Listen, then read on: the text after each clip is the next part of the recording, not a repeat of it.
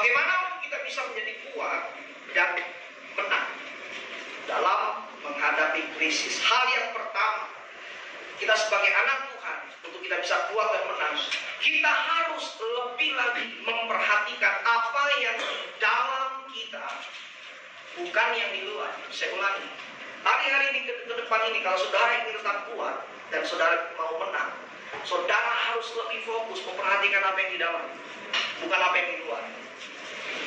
Setuju, katakan amin, saudara. Amin. Ya. Amsal 4 ayat 23, ayat yang terkenal, jagalah hatimu dengan segala kewaspadaan, karena dari situlah terpancar kehidupan.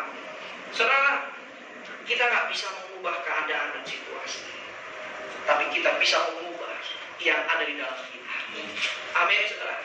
Apa yang ada di dalam kita yang harus kita perhatikan? Iman kita, kerohanian kita, hubungan kita dengan Tuhan.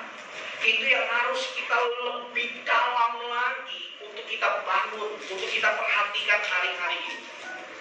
Kenapa? Karena yang di dalam itu selalu menguasai yang di luar. Karena yang di dalam itu selalu mengontrol yang di luar. Tapi ada banyak manusia, ada banyak orang, seringkali mereka tidak memperhatikan apa yang di dalam mereka, sehingga mereka menjadi orang yang mudah dipengaruhi oleh situasi dan kondisi yang di luar. Sehingga mereka menjadi orang yang selalu lemah, bahkan tidak pernah menang dalam menghadapi krisis. Dalam krisis selalu ada dua kelompok manusia. Kelompok yang pertama adalah manusia yang selalu tenang, enjoy, tetap menikmati hidup, dan mereka kuat dan selalu menang. Tapi ada kelompok lagi yang satu, yang kedua, yaitu kelompok yang selalu lemah, selalu mengeluh, selalu menggerutu. Bahkan tercenderung kelompok yang kedua ini, mereka selalu mengalami yang namanya, aduh Pak, capek, nggak kuat, putus asa, udah deh berhenti aja. Saya berharap kita bukan di kelompok yang kedua, tapi kita di kelompok yang pertama. Apa bedanya kelompok yang pertama dan yang kedua? Sederhana, karena kelompok yang pertama dia lebih memperhatikan apa yang di dalam, iman mereka, rohanian mereka, keintiman mereka dengan Tuhan. Setuju, katakan amin. Amin. Orang-orang yang di dalamnya kuat, di luarnya dia pasti kuat. Amin. Tapi orang-orang yang di dalamnya tidak kuat, rapuh, pasti dia akan jadi orang yang selalu kalah dalam situasi dan kondisi. Amin, saudara. Ya. Saudara, kalau saudara perhatikan, di dalam krisis, di dalam permasalahan dan pergumulan, fokus, konsentrasi Tuhan. Tuhan lebih dulu mau memulihkan yang di dalam, bukan yang di luar. Yesus lahir pada waktu krisis. Bangsa Israel dalam tekanan Romawi. Bangsa Israel dalam penjajahan Romawi. Yesus lahir dalam situasi yang krisis. Tapi apa yang Yesus lakukan? Apakah Yesus mengubah Romawi untuk tidak menjajah Israel? Tidak. Yang Yesus lakukan, dia berkeliling mengajar untuk apa? Bertobatlah, sebab kerajaan Allah sudah dekat. Dia ajarkan kasih, dia ajarkan iman, dia ajarkan yang namanya kuasa, dia ajarkan yang namanya pemulihan, dia ajarkan yang namanya pertobatan, dan itu semua berbicara yang di dalam.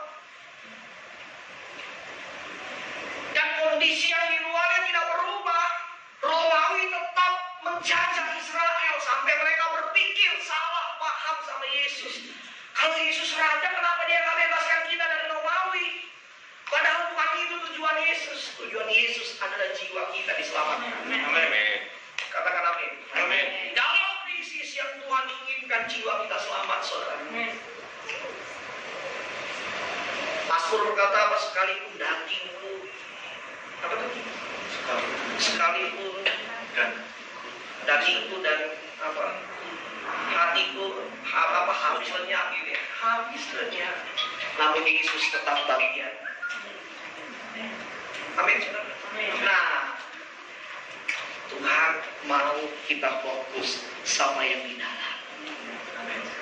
Hati saudara, jiwa saudara, pikiran saudara. Amin. Tuhan pengen yang di dalam kita kuat. Karena waktu yang di dalam kita kuat, tolong saudara, mau COVID kek, kayak COVID kayak saudara gak akan tergoyahkan. Amin. Serius. Saudara gak akan tergoyahkan. Saudara bisa menyesuaikan keadaan yang di luar. Bahkan saudara bisa menguasai keadaan yang di luar. Setuju, katakan amin. Amin. Nah, bagaimana untuk kita bisa memperhatikan yang di dalam? Ya, saya potong dulu sebentar. 2 Korintus 4 ayat 16 dikatakan apa? Sebab itu kami tidak tawar hati, tetapi meskipun manusia lahir yang kami semakin merosot, namun manusia batinia kami dibaharui dari sehari ke sehari. Ini loh tujuan Tuhan di tengah krisis. Kita menjadi orang-orang yang di dalamnya itu selalu di-upgrade, selalu dibaharui hari demi hari. Nah, bagaimana untuk kita bisa memperhatikan yang di dalam? Sederhana, ya, ada 3 P nih, saya supaya saudara ingat, ya, untuk memperhatikan yang di dalam, ya. Yang pertama, jaga penglihatan kita. Amin. Matius 6 ayat 22. Mata adalah pelita tubuh. Jika matamu baik, teranglah seluruh tubuhmu. Saudara, apa yang masuk dari luar mempengaruhi yang di dalam. Dan itu akan seperti roda yang berputar. Nanti yang di dalam juga akan mempengaruhi yang di luar. Jaga penglihatan saudara hari-hari ini. Ya, kurangi lihat berita-berita kematian. Bukan yang nggak boleh lihat, boleh untuk kita antisipasi. Tapi jangan cenderung kita lihat berita kematian terus. Lupa angkanya naik-naik terus, agak turun-turun. Ya udah, kita udah tahu lah itu seperti itu. Supaya di dalam saudara juga tenang. Amin. Amin. Jangan lihat juga hal-hal yang negatif. Ya, jaga penglihatan kita. Karena penglihatan kita itu adalah terang bagi di dalam kita. Jika matamu baik, teranglah tubuhmu. Amin. Saudara akan jadi sehat. Saudara akan jadi bergairah terus setiap hari. Ya, ayo, ya, kurangilah lihat-lihat yang lain, tapi perbanyaklah lihat firman Tuhan. Perbanyaklah mata kita pakai untuk baca Alkitab. Jangan baca-baca ya berita kematian udah nyampe sekian, Pak. Baca Alkitab lebih banyak. Ya, emas naik terus nih. Ya, tagihan udah sekian. Ya, bukannya nggak boleh lihat, boleh lah. Tapi porsinya kita harus jaga. Amin, saudara. Yang kedua, jaga pendengaran kita. Roma 10 ayat 17. Jadi iman timbul dari pendengaran. Dan pendengaran oleh apa? Firman Kristus. Kalau saudara mau tetap kuat, saudara harus punya iman. Dan untuk bisa punya iman, saudara harus banyak baca firman Tuhan, dengar firman Tuhan. Setuju, katakan amin. Amin. Kita tiap hari ya, katakan. Tiap hari baca kita. Aku enggak. Yang nggak angkat tangan, bacain apa? Bacain orang, Bapak. Tuh tetangga kok model kayak begitu ya, Pak. Tuh orang kok kayak begitu ya modelnya. Aduh, orang baca itu. Aku baca buku TK. Baca Alkitab. Betul. Baca Alkitab. Amin, saudara. Alkitab itu adalah Kristus sendiri. Alkitab itu hidup. Saudara baca firman Tuhan, saudara akan tetap hidup. Saudara akan tetap kuat. Ayo saya dorong, baca Alkitab. Saya udah jalan, saya dari lahir baru saya selalu berusaha tiap hari baca Alkitab. Tapi dari 3 tahun terakhir saya ikut GBH, gerakan baca Alkitab 5 pasal 1 hari. Saya tiap hari harus baca. Kalau nggak pagi, malam. Kadang siang saya selesai, kadang malam juga. Kadang sampai capek-capek pun saya harus tetap baca. Saudara, firman Tuhan itu kehidupan buat kita. Gampang sih. Saya ini sederhana aja kalau ada orang yang konseling, suka ngomong, aduh Pak Pendeta nggak kuat. Pengen apa? Hal yang pertama yang saya tanya adalah sederhana. Baca Alkitab kan? Nah itu dia tuh Pak Pendeta. Apa bedanya orang yang kuat sama orang yang nggak kuat? Orang yang kuat, karena dia selalu ketemu Tuhan. Kenapa kita bilang nggak kuat? Karena kita nggak percaya. dunia. Gak akan kuat. Gak akan kuat. Tapi kalau saudara baca firman Tuhan, gini, baca firman Tuhan, gak perlu ngerti. Bagian yang ngerti itu nanti Roh Kudus yang kerja buat kita. Amin. Ngerti gak ngerti, baca aja. Karena Alkitab itu bukan untuk diteliti, dipelajari, itu enggak. Ini sifatnya roh. Yesus sendiri yang ada di dalam firman Tuhan. Nanti pada waktunya Roh Kudus akan memberikan pengertian itu yang disebut namanya rema. Amin, saudara. Amin. Baca firman Tuhan. Firman Tuhan itu bagi saya sesuatu yang wajib mutlak, tidak dilewatkan. Baca saya itu 6 pasal satu hari. Jadi 5 pasal itu berurutan, satu pasalnya saya selalu baca Mazmur 91. Tiap hari Mazmur 91. Saya baca itu. Satu kali saya pernah kecapean pulang malam. Di tengah jalan saya mau nego sama Tuhan, saya ngomong, Tuhan, capek nih Tuhan.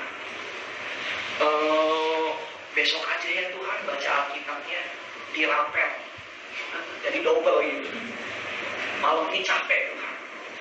Sambil jalan, Tuhan gak ngomong apa-apa. Udah mau dekat rumah saya tanya lagi, Tuhan boleh ya saya rapel aja besok deh Tuhan. Nah, ini kejadian 5 tahun lalu. 5 tahun lalu saya masih 10 pasal satu hari, 10 pasal. Saya bilang Tuhan besok deh Tuhan 20 pasal saya baca deh Tuhan. Tapi Tuhan diam aja. Udah sampai depan rumah saya parkir mobil. Pokoknya di pikiran saya pulang masuk kamar langsung mandi, ganti baju, tidur.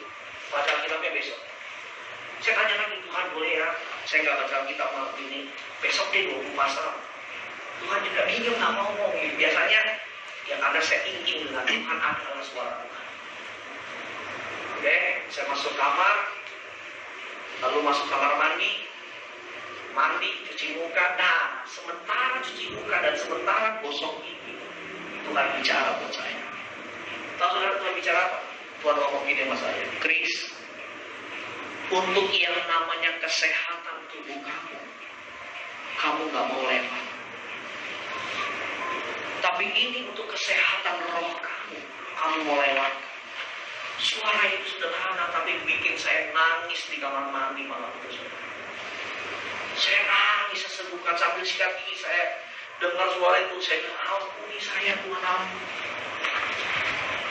Berapa banyak kita, khususnya wanita, kita nggak mau lewatkan yang namanya pakai pelembab tiap malam di muka kita atau cuci muka. Betul. Tapi berapa banyak kita lewatkan yang namanya obat kesehatan buat orang. Oh, di situ saya nangis di kamar mandi. KKR itu di kamar mandi saya. Altar kol nangis sesegukan. Ampun. Keluar dari kamar mandi, saya langsung ambil Alkitab. Aduh, pas hari itu kenanya Mazmur 119. Bayangin saudara, pasal terpanjang itu. Aduh. Coba nanti buka Mazmur 119. Ada berapa ayat itu? 100. Berapa Pak? 150 pasal saudara. Ayat 150 ayat. Malam itu udah setengah 12. Saya udah baca sampai nungging-nungging, malah di depan, ada malah di belakang balik kayak udah.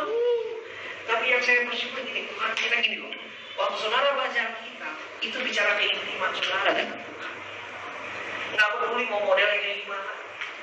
Tuhan senyum lihat saudara sampai capek ngantuk-ngantuk. Tuhan senyum lihat saudara baca Alkitab. Amin. Firman Tuhan itu kehidupan. Sampai hari ini, sampai tadi malam, saya juga nanti mau selesai lagi. Tadi pagi udah baca, malam nanti saya baca lagi plus Mazmur 91 saya baca. Aku indah. Ayo, ya, saya ingatkan.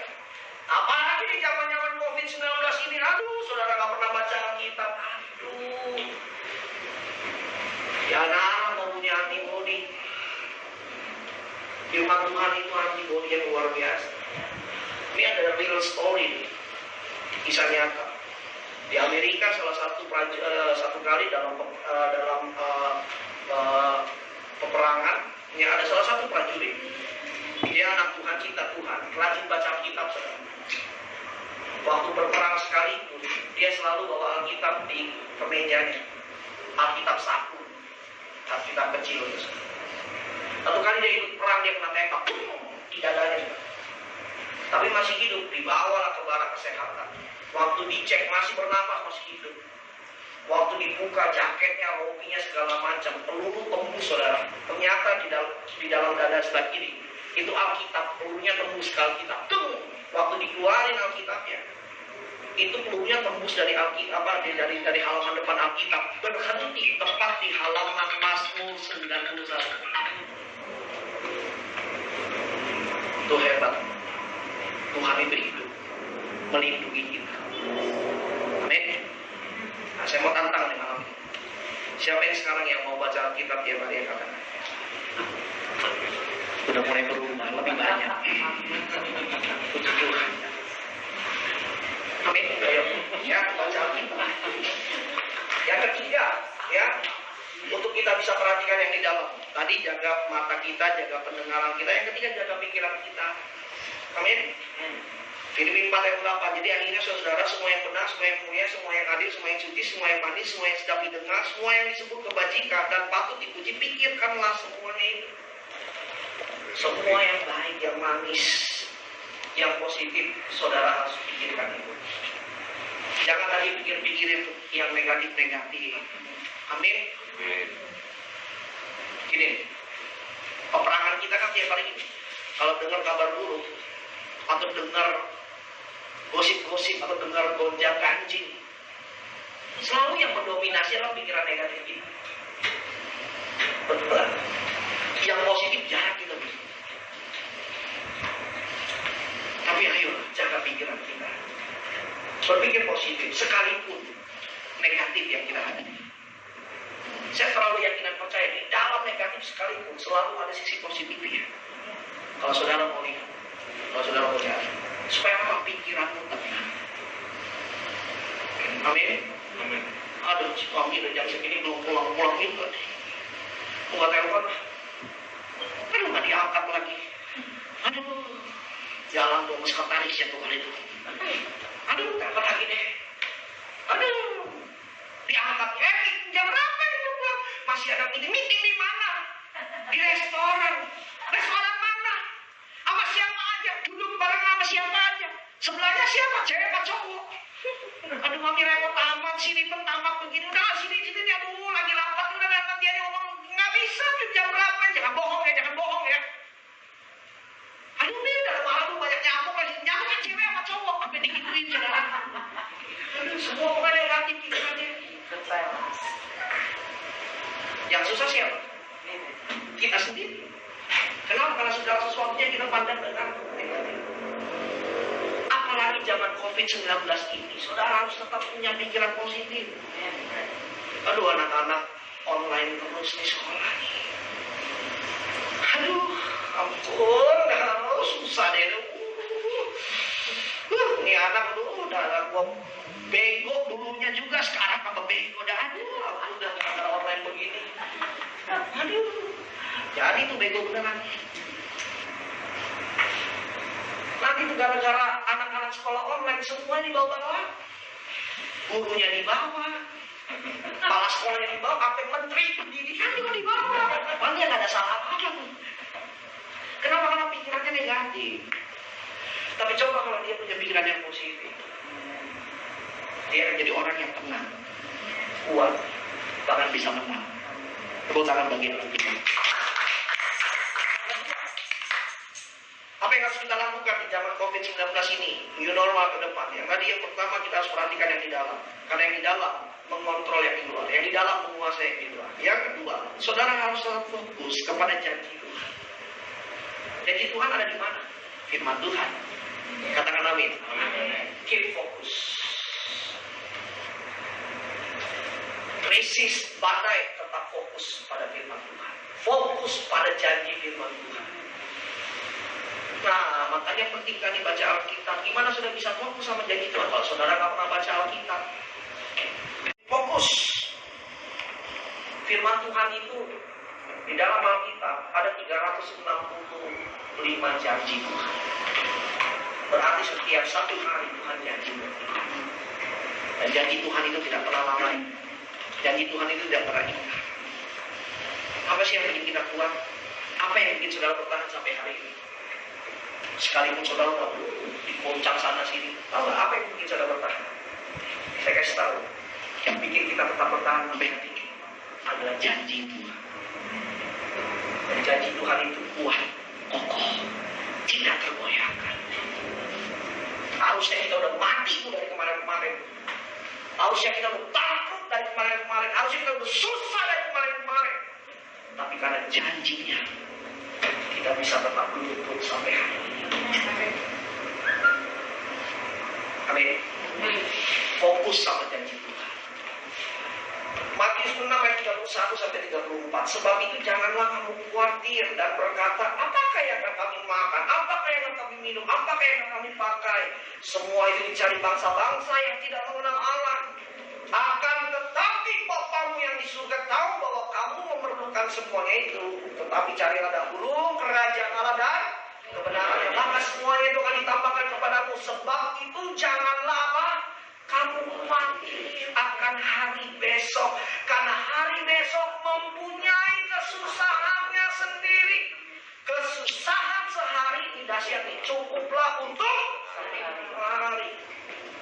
Zaman COVID-19 ini dari bulan Maret kemarin sampai sekarang banyak orang stres. Kenapa? Karena khawatir, cemas.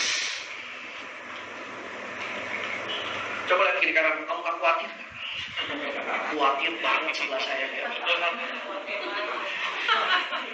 Khawatir. Ya udah baik, udah biasa aja tuh. Dari dulu sampai sekarang. Usaha tutup. Enggak jalan. Kalau lagi buka juga semua dibatasi. Yang kerja gajinya dipotong. Senang dia kagak dipotong. Kita tahu kita. Ini gimana sih ini Menteri Pendidikan? Anak belajar di rumah kan pulang sekolah jalan terus.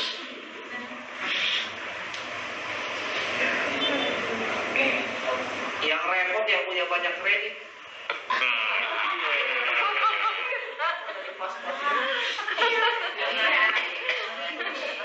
Bawa So, gini, saya nggak salahkan orang yang khawatir. Khawatir itu orang manusiawi, tapi tinggal dalam kekhawatiran itu yang tak boleh. Amin, saudara. Soalnya jangan pikir saya juga tak alami, saya juga alami. Hamba Tuhan, makanya saya bilang sama beberapa teman-teman saya, ini COVID-19 ini, hamba Tuhan itu jarang kena krisis, saudara. Dari zamannya krisis ekonomi yang mau kayak gimana pun, gereja tetap jalan. Betul?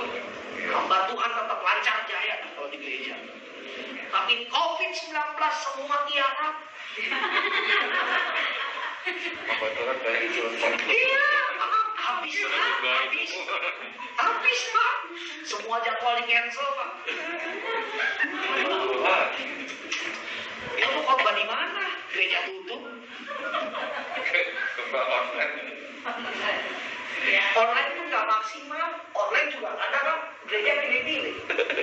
Kenapa? Karena gereja juga lagi susah. Persembahan nggak masuk, Tuhan nggak masuk. Mau kasih PK bicara luar juga bingung. Tapi PD ini sih nggak pengaruh kayaknya kan uang. Benar serius. Saya juga khawatir awal-awal Maret ini. Setelah 15 Maret kan kita langsung ngobrol kan, saya ingat banget 15 Maret itu terakhir kita ibadah di gereja. 15 Maret terakhir. Saya terakhir melayani ibadah raya di Belitung hari itu. Saya pulang dari Belitung lockdown. Iya. 22 Maretnya udah kita udah nggak ada ibadah lagi sampai sekarang. tabungan juga semakin hari semakin Tipis. khawatir. Saya juga masih punya tagihan, ada kredit KPR rumah. Saya langsung cepat-cepat urus ke bank, minta restrukturisasi dan lain sebagainya. Oke, puji Tuhan bisa lancar restrukturisasinya bisa disetujui. Tapi untuk hari-hari saya mulai berpikir gimana nih? Uang keluar terus tapi nggak ada yang masuk. Khawatir. Tapi hari-hari ini saya memilih untuk tetap percaya kepada Tuhan. Dan apa yang saya lakukan? Saya nggak pernah teriak-teriak sama manusia. Saya nggak pernah teriak-teriak sama gereja. Saya lebih banyak teriak ke atas. Berseru kepada Tuhan. Saya lebih banyak angkat tangan, menyembah Tuhan, doa, berseru sama Tuhan. 2 minggu berjalan, 3 minggu berjalan. Pak Kris, ada di rumah nggak? Oh, ada. Ini saya kirim Yoshinoya.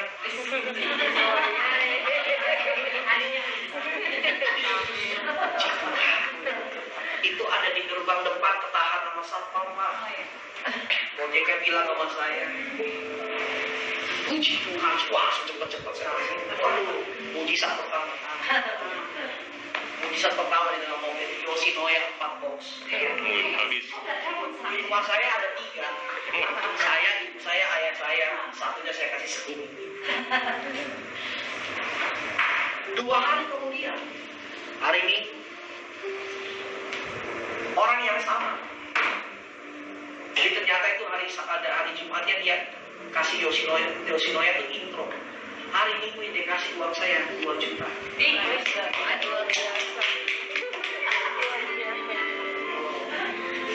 Saya bersyukur waktu dia kasih Yoshinoya, saya nggak perlu. Tuhan, saya butuh uang bukan makanan. Saya bersyukur gitu. Aduh, Yoshinoya sekali makan habis. Tapi saya nggak perlu itu. Saya bersyukur. Dengar saya berapa banyak kita. Ketika kita dapat mujizat kecil, dapat berkat kecil, kita nggak bersyukur. Iya, amin. Kita suka Dalam susah aja. fokusnya sama yang gede. Apalagi berkat. Tahukah saudara? Tuhan ada di Yoshinoya, Tuhan ada juga di 2 juta. Amin. Amin. Tuhan ada di mana-mana, Pak. Dan yang luar biasa, mulai dari hari itu, beberapa hari kemudian, jemaat, teman-teman yang pengusaha mulai datang berkata, saudara jujur, saya hidup itu nggak ada usaha, nggak ada pekerjaan.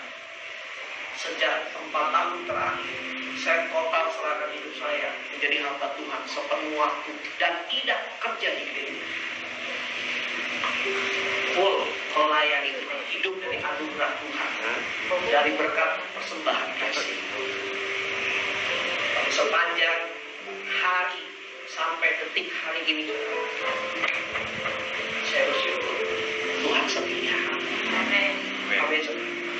Tetap fokus, tetap percaya sama Tuhan. Amin. Tunjukkan kasih setiamu, kau menyediakan hidupmu. Kau setia.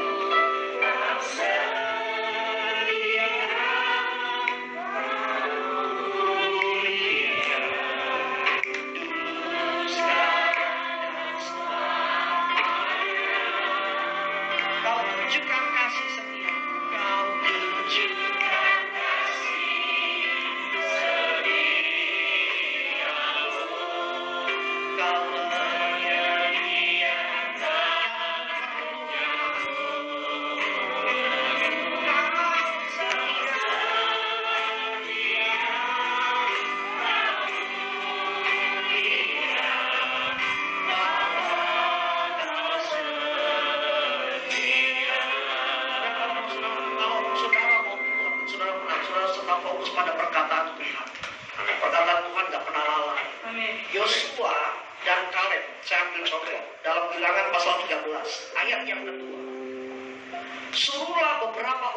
mengintai tanah Kanaan yang akan kuberikan.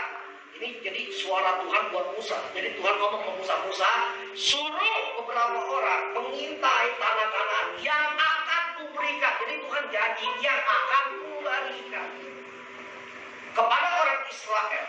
Dari setiap suku kau suruh satu orang, semuanya pemimpin-pemimpin di antara mereka. Terpilihlah 12 orang. Lalu kita tahu cerita itu mereka mengintai tanah Kanaan, betul ya? Betul. Jadi waktu itu mereka belum masuk tanah Kanaan. Mereka tinggal satu langkah lagi masuk Kanaan, tapi mereka harus mengintai dulu. 12 orang masuk. Setelah mengintai 3 bulan, mereka pulang 12 orang. Lalu apa yang terjadi? Sudah tahu cerita itu kan? Ya. Ketika mereka pulang, mereka memberikan laporan. Ya. Berapa orang yang memberikan laporan ketakutan, berapa orang yang memberikan laporan percaya. Yang takut berapa orang? 10. Yang percaya? 2 orang. Sebenarnya yang takut juga sebenarnya itu normal, itu manusiawi. Karena kenyataan. Betul yang mereka ngomong itu betul, nggak salah. Aduh, Musa. Di sana memang tanahnya baik. Tapi di dalam sana orang-orang yang tingginya seperti raksasa. Waduh, nah ini. Kenyataannya memang benar, tapi yang bikin salah suka melebih-lebihkan keadaan. Tuh orang-orang kan suka makan daging orang. Di belakang, padahal nggak ada yang ngomong begitu. Berapa banyak kita suka lebih-lebihkan situasi daripada kita lebih-lebihkan firman Tuhan. Maka kita kita tuh lebih suka melebih-lebihkan masalah dan pergumulan. Kita blow up, kita sayang-sayang banget. Tapi kita nggak pernah melebih-lebihkan firman Tuhan, melebih-lebihkan iman kita. Memang ada istilah yang negatif itu lebih gampang untuk diimprovisasi kebanding yang positif. Makanya kita harus belajar yang positif harus kita lebih improvisasi. Katakan amin. Oke. Lalu yang percaya berapa orang? Yosua dan Kaleb. Yosua kan bilang begini, Musa memang benar di dalam sana ada raksasa. Tetapi di Yosua Kaleb kita percaya, kita pasti bisa masuk. Kalau Tuhan sudah berjanji akan memberikan buat kita, Tuhan pasti berikan. Kenapa Yosua dan Kaleb kita percaya? Karena Yosua dan Kaleb memperhatikan perkataan Tuhan yang disampaikan kepada Musa. Tadi kan di awal, Musa suruh mereka mengintai ke tanah yang akan kuberi. Saya terlalu yakin dan percaya sudah dengar baik-baik. Ini penting. Dalam hidup saudara ada janji Tuhan secara spesifik. Pegang itu aja. Dalam hidup saudara pribadi ada janji Tuhan secara pribadi. Fokus sama itu aja. Berarti kalau saya mati muda gimana? Tapi Tuhan pernah janji saya umur panjang di tahun segini nanti saya akan ngalamin ini. Berarti kalau usaha saya bangun gimana? Tapi Tuhan pernah janji kalau usaha saya akan diberkati, akan mengembang ke kanan ke kiri. Berarti kalau hidup saya hari ini anak-anak saya menderita gimana? Enggak, tapi Tuhan janji, Tuhan pelihara anak-anak saya, mereka akan sekolah sukses. Fokus sama janji Tuhan, maka saudara akan tetap kuat dan saudara dijamin menang. Amin. Amin. Pegang dada saudara, pejamkan mata. Coba saudara ingat, Tuhan pernah janji apa dalam hidup saudara? Tuhan pernah janji apa buat keluarga saudara? Coba ingat satu kali.